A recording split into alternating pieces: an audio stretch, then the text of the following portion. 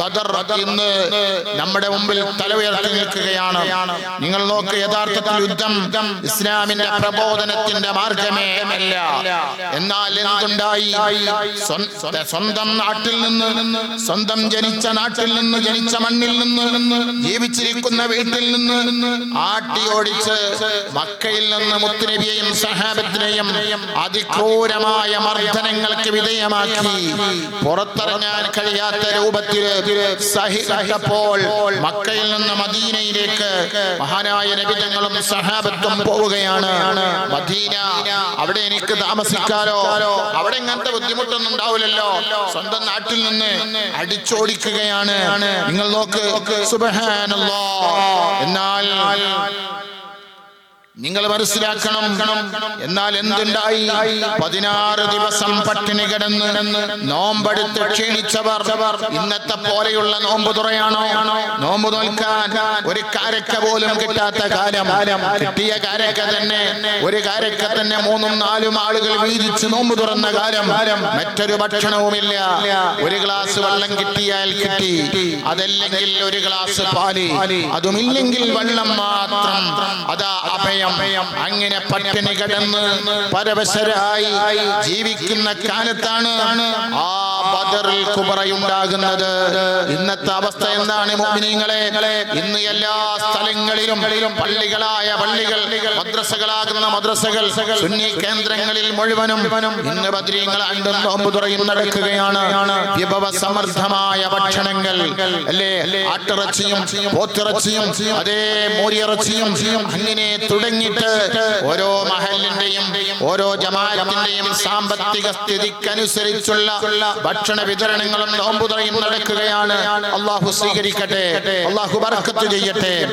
ആ ബദരീങ്ങളുടെ പേരിൽ ഇത്രയും വളരെ വിശദമായി വിശാലമായി നമ്മൾ ഇത്രയും നല്ല ആർഭാടപൂർവമായ നോമ്പുതുറകളും മറ്റും സംഘടിപ്പിക്കുമ്പോൾ നാം ചിന്തിക്കേണ്ടത് ബദരീങ്ങൾ നൽകുന്ന പാഠത്തെ നാം ഓർക്കണം.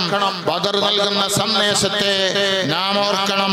നിങ്ങൾ നോക്ക്, സുബ്ഹാനല്ലാഹ്, തനിക്ക് നാഥൻ തന്ന ആരോഗ്യവും ആയുസ്സും സമ്പത്തും നശിപ്പിച്ച്, നിങ്ങൾ നോക്ക്, തനിക്ക് അല്ലാഹു തആല തന്ന ആരോഗ്യവും സമ്പത്തും നശിപ്പിച്ച്, എല്ലാം നശിപ്പിച്ച്, സൗന്ദര്യങ്ങളെ നശിപ്പിച്ച്, എല്ലാം നശിപ്പിച്ച്, ആരോഗ്യം നശിപ്പിച്ച്, ആയുസ് നശിപ്പിച്ച്, സമ്പത്തും നശിപ്പിച്ച്, എല്ലാം നശിപ്പിച്ച് ഈ റൂട്ടിൽ നിന്ന് മറ്റേ റൂട്ടിലേക്ക് മാറി സഞ്ചരിക്കുന്ന യുവതലമുറ, ആ തലമുറ ലക്ഷ്യബോധമില്ലാതെ അലക്ഷ്യമായി, അതാ ലക്ഷ്യബോധമില്ലാതെ അലക്ഷ്യമായി അവര് ജീവിച്ചു കൊണ്ടിരിക്കുകയാണ്.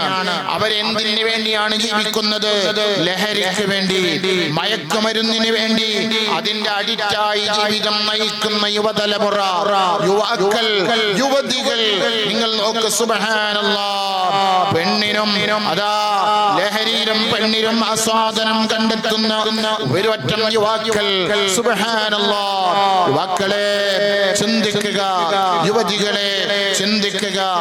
എനിക്കും നിങ്ങൾക്കും ഇന്ന് മുസ്ലിം എന്ന് പറയാൻ എന്റെയും നിങ്ങളുടെയും പള്ളികളിൽ നിന്ന് ബാങ്കിന്റെ മന്ത്ര മനോഹര മാസ്മരിക ധ്വനികൾ പള്ളി മിനാരങ്ങളിൽ ഉയരുവാൻ കാരണം, എന്റെയും നിങ്ങളുടെയും വീടുകളിൽ മുസ്ഹഫ് വരാൻ കാരണം, എന്റെയും നിങ്ങളുടെയും വീടുകളിൽ മദ്രസ ഉണ്ടാകാൻ കാരണം, എന്റെയും നിങ്ങളുടെയും ചുണ്ടുകളിൽ നിന്ന് അല്ലാഹ് അല്ലാഹ് എന്ന ആ മഹത്തായ ആവേശോജ്വലമായ ധ്വനികൾ ഉച്ചൈശ്വരം പ്രഖ്യാപിക്കാനുള്ള കാരണം, കണ്ടങ്ങളിൽ നിന്ന് വരുന്ന മന്ത്രമനോഹര ധ്വനികൾ പുറത്തേക്ക് വരാനുള്ള കാരണം, ലാ ഇലാഹ ഇല്ലല്ലാഹ് മുഹമ്മദുർ റസൂലുള്ളാഹ് എന്ന 24 അക്ഷരമുള്ള മനോഹരമായ മന്ത്രം എനിക്കും നിങ്ങൾക്കും ഉച്ചരിക്കാൻ കഴിയുന്നത്, മുസ്ലിം മുസ്ലിം എന്ന് പറഞ്ഞ് നടക്കാൻ കഴിയുന്നത്, അതേ ഫാത്തിമ, സൈനബ, ആയിഷ, ഖദീജ എന്ന് പറഞ്ഞ് നടക്കാൻ കഴിയുന്നത്,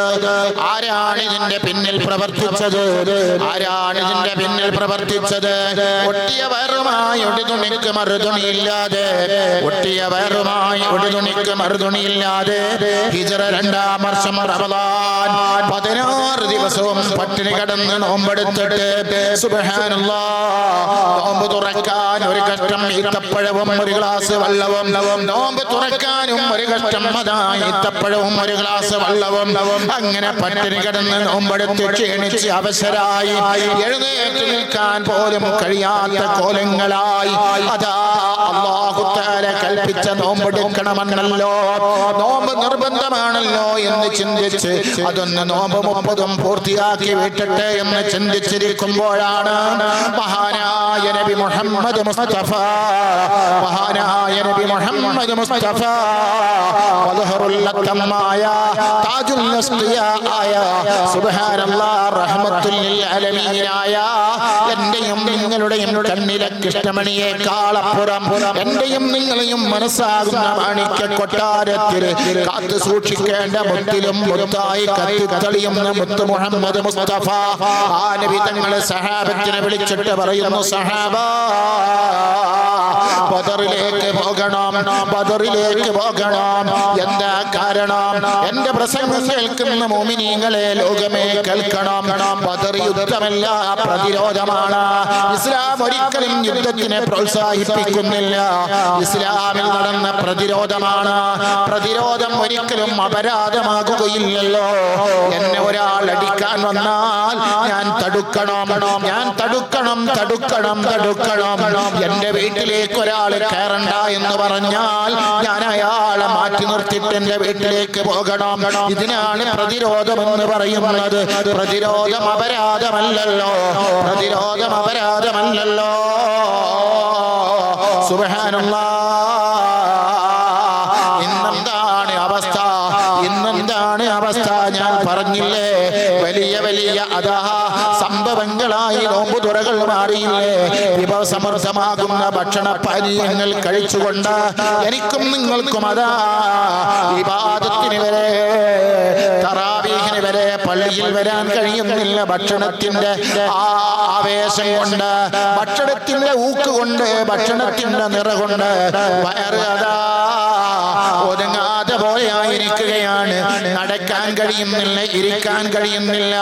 കാരണം വൈകുന്നേരം വരെ പട്ടിണി കടന്നിട്ട് വൈകുന്നേരം അതാ വിഭവസമൃദ്ധമാകുന്ന ഫ്രൂട്ട് ഐറ്റംസുകളും എല്ലാ കളറുകൾ അടങ്ങിയ ജ്യൂസുകളും, എന്നിട്ട് പോരാത്തതിന് ചിക്കനും മട്ടനും ഫിഷും അതാ കഴിച്ചിട്ട് സുബ്ഹാനല്ലാഹ് അല്ലാഹു തആലക്ക് സുജൂദ് വരെ ചെയ്യാൻ പള്ളിയിലേക്ക് വരാൻ പറ്റാത്ത അവസ്ഥ ഇന്നത്തെ അവസ്ഥയല്ലേ? എന്നിട്ട് എല്ലാം കഴിച്ചതിന് ശേഷം അതാ കവലകളില് റോഡിന്റെ ഇരുപാർശ്വങ്ങളിലും അതാ ഏതോ വെള്ളം കലക്കി വെക്കുന്ന കുട്ടികൾ വിൽക്കുന്ന അതേ പല സർവത്തുകളും പല വള്ളങ്ങളും കുടിക്കുകയാണ്. ലോകത്തിന്റെ നേതാവ് മുഹമ്മദ് മുസ്തഫ തങ്ങൾ പഠിപ്പിച്ചില്ലേ, അവസാന കാലഘട്ടം വരുമ്പോൾ, അവസാന കാലഘട്ടം വരുമ്പോൾ അൽവാനു തആബി വഅൽവാനു ശറാബി, കളറുള്ള ഭക്ഷണങ്ങളും കളറുള്ള പാനീയങ്ങളും വരുമെന്ന്. ആ പാനീയത്തിന്റെ പേരുകളൊന്നും ഞാനിപ്പോൾ പറയുന്നില്ല. അൽഹംദുലില്ലാഹ് പല പഞ്ചായത്ത് ഗ്രാമപഞ്ചായത്തുകളും പല സ്ഥലങ്ങളിലും അതൊക്കെയും നിരോധിച്ചിട്ടുണ്ട്.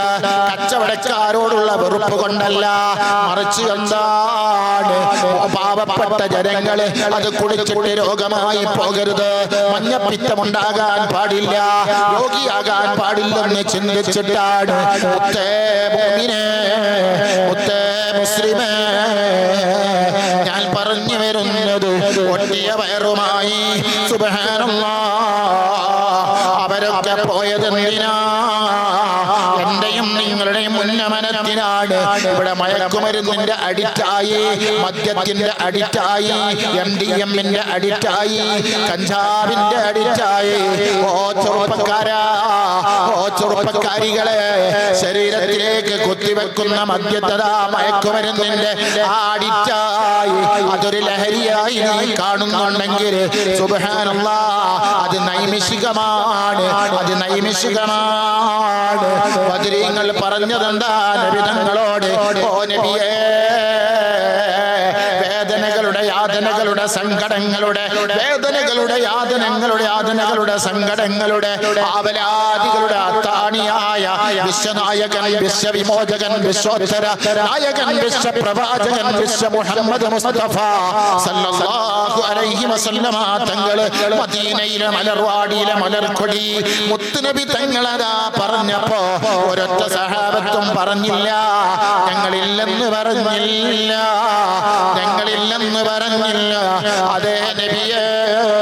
അതേ നബിയേ നഅം യാ റസൂലല്ലാഹ് നഅം യാ റസൂലല്ലാഹ് ലബ്ബൈക വസഅദൈക യാ റസൂലല്ലാഹ് ലബ്ബൈക വസഅദൈക യാ റസൂലല്ലാഹ് 313 ആണെന്നും ഒരു കണക്ക് പ്രകാരം സുബ്ഹാനല്ലാഹ്